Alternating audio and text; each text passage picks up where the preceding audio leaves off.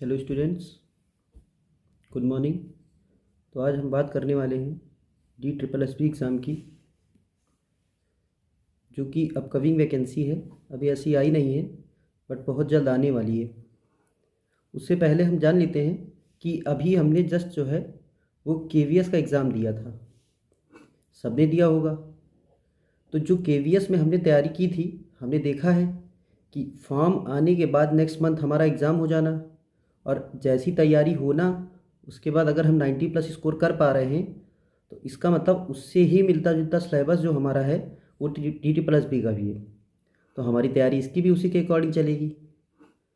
अब हमने KVS में देखा था कि हमारा ज़्यादातर सिलेबस जो है वो पेडागॉजी का जो था वो पता नहीं होता हमें क्लियर। सेम वही कंडीशन यहाँ पे भी होती है।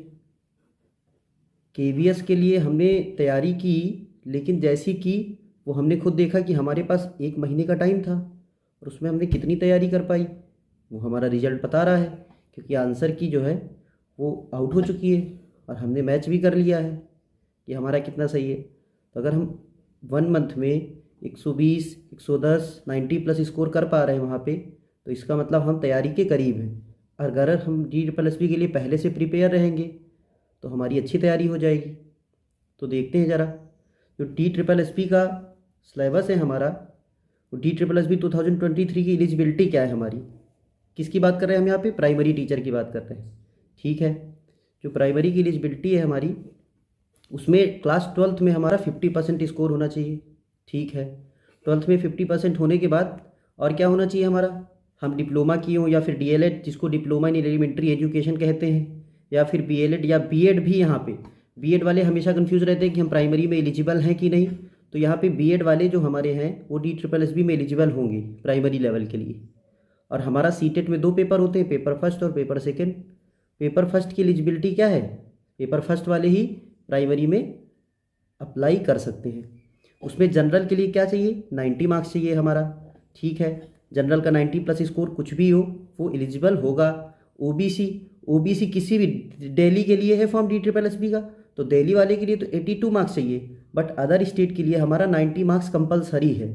जनरल और OBC के लिए 90 मार्क्स कंपलसरी है। जैसे हम यूपी के हैं और हमने दिल्ली के लिए आवेदन किया है, तो वहाँ पे क्या होगा? हमारा 90 मार्क्स होना ही चाहिए हमारा CTET में, फर्स्ट पेपर में। इसके बाद हम बात करेंगे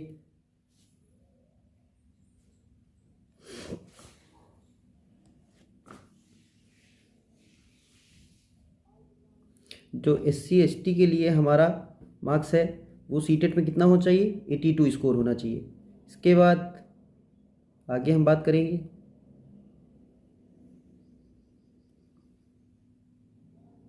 जो एज का क्राइटेरिया है हमारा, वो क्या है?